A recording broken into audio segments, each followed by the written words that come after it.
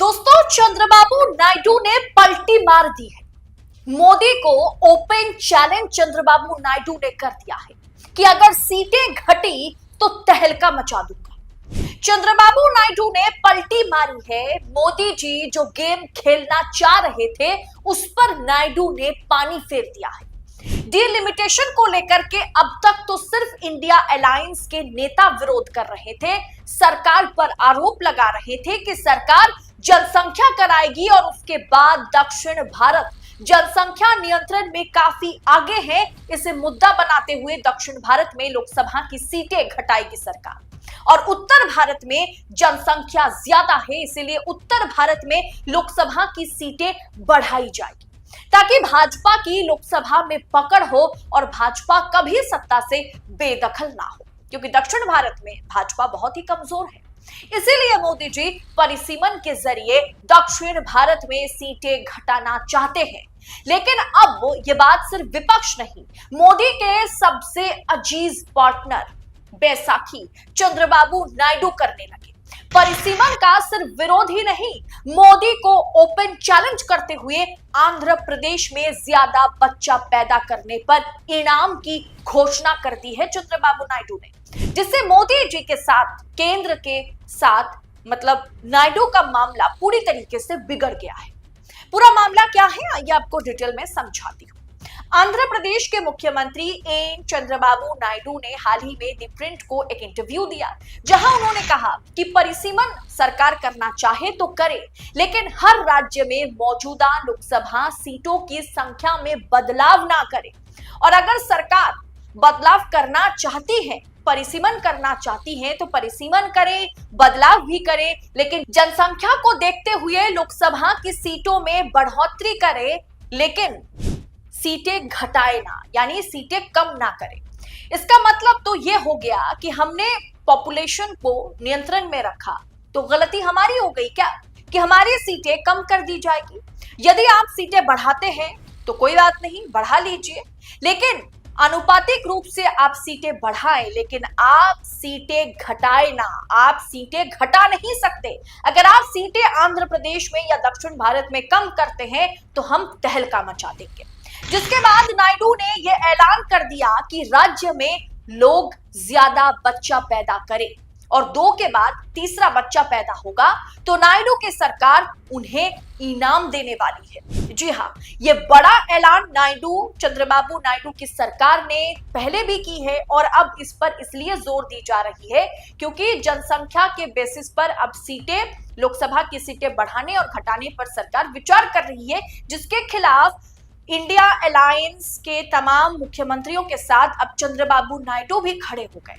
मोदी के सबसे महत्वपूर्ण सहयोगी जिसके बिना मोदी की सरकार नहीं चल सकती, वो चंद्रबाबू नायडू अब बीजेपी सरकार के खिलाफ बगावत पर उतर आए हैं। जी हाँ, चंद्रबाबू नायडू ने जो ऐलान किया है उसे बीजेपी सरकार के गाल पर जोर का तमाचा कहा जा सकता है। दोस्तों, आपको याद होगा कि कुछ समय पहले योगी सरकार 2 चाइल्ड पॉलिसी लेकर के आई थी, 2 चाइल्ड पॉलिसी, जिससे खूब हंगामा हुआ था। जनसंख्या नियंत्रण पर कानून लाने की बात करते हुए योगी सरकार ने कहा था कि 2 से अधिक बच्चे वालों की सुविधाओं में कटौती होगी। मतलब उत्तर प्रदेश में 2 से अधिक बच्चों के माता पिता को आने वाले समय में सरकारी सुविधाओं, सब्सिडी से वंचित किया जाएगा, ये कहा गया था। तब भी कहा जा रहा था कि योगी जी ये कानून मुसलमानों के खिलाफ लाना चाह रहे हैं। हालांकि अक्सर योगी जी देश के मुसलमानों के लिए कहते हैं कि ज्यादा बच्चा पैदा करने वाले लोग हैं ये। दोस्तों, योगी आदित्यनाथ का कहना था कि हमने एक आयोग गठित किया है और इसके जरिए हमने सुझाव मांगे हैं, जिसमें 8,500 सुझावों में से 8,200 सुझाव जो है वो इस बिल के समर्थन में है कि 2 से ज्यादा बच्चे नहीं होने चाहिए पॉपुलेशन को अगर कंट्रोल करना है तो। लेकिन ये लागू नहीं हो पाया क्योंकि विपक्ष ने भी इस पर खूब हंगामा मचाया था। 2022 का चुनाव था, विधानसभा का चुनाव, तो योगी सरकार को इस मुद्दे पर, इस बिल पर बैकफुट पर आना पड़ा था। लेकिन नायडू की सरकार ने जो घोषणा की है उससे हिंदू हो या चाहे मुसलमान हो वो बड़े खुश हैं, क्योंकि एक तरीके से बीजेपी सरकार, योगी सरकार जो काम करना चाह रही थी, सबसे बड़ा सूबा है, सबसे पावरफुल सीएम है, उन्होंने जब ऐलान किया था कि ज्यादा बच्चा पैदा करने वालों पर हम जो सरकारी सुविधाएं अब उनको नहीं दी जाएगी, ये बिल लाया गया था, पास नहीं हुआ, ये अलग बात है।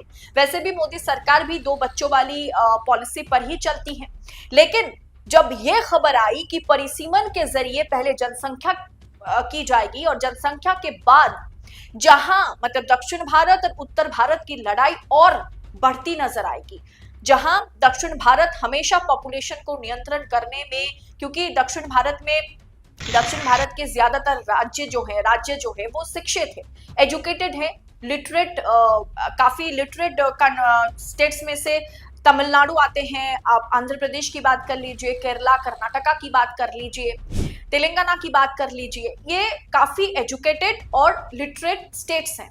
अब यहाँ पॉपुलेशन जो है काफी कंट्रोल्ड है, जबकि उत्तर भारत में पॉपुलेशन कंट्रोल्ड नहीं है। अब सरकार चाह रही है कि दक्षिण भारत में पॉपुलेशन ठीक है, पॉपुलेशन कम है, इसीलिए वहां जो लोकसभा की सीटें हैं उनमें हम कटौती करेंगे, और उत्तर भारत में लोक संख्या ज्यादा है, जनसंख्या ज्यादा है, इसीलिए हम उत्तर भारत में लोकसभा की सीटों की संख्या बढ़ाएंगे, ताकि जो काउबेल्ट है, जो बीजेपी शासित प्रदेश है, वहां लोकसभा की सीटें बढ़ेगी, बीजेपी की सीटें बढ़ेगी, और बीजेपी सत्ता से कभी बेदखल होने वाली पार्टी नहीं बनेगी, बीजेपी सत्ता में बनी रहेगी। अब इस डील से या इस प्लान से, भाजपा सरकार की इस प्लान से बहुत ज्यादा नाराज इंडिया अलायंस के तमाम नेता रहे, और खास करके तमिलनाडु के जो मुख्यमंत्री हैं एम के स्टालिन ने सबसे पहले इस मुद्दे को उठाया, और उन्होंने बाकायदा सभी इंडिया अलायंस के और जितने भी दक्षिण भारत के मुख्यमंत्री हैं सबको उन्होंने एक डेलीगेशन में आह्वान किया था, सबके साथ बैठ करके उन्होंने बैठक की थी,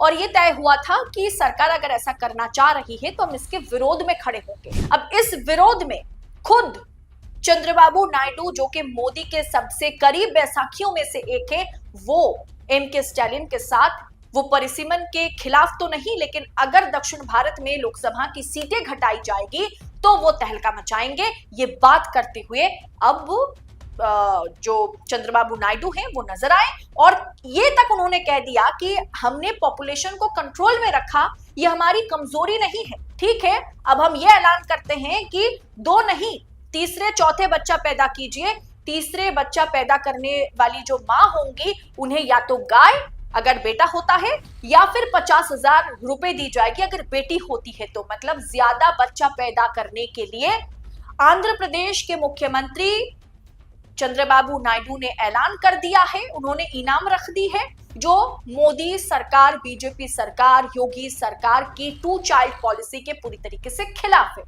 अब दोस्तों आगे देखना दिलचस्प होगा कि क्या परिसीमन को लेकर के चंद्रबाबू नायडू ने मोदी सरकार के साथ जिस जंग के मैदान में वो उतर गए हैं, क्या इस पर मोदी सरकार बैकफुट पर आएगी? क्या दक्षिण भारत की सीटें घटाने के बारे में जो मोदी जी सोच रहे हैं उन्हें दोबारा से इस पर विचार करना पड़ जाएगा?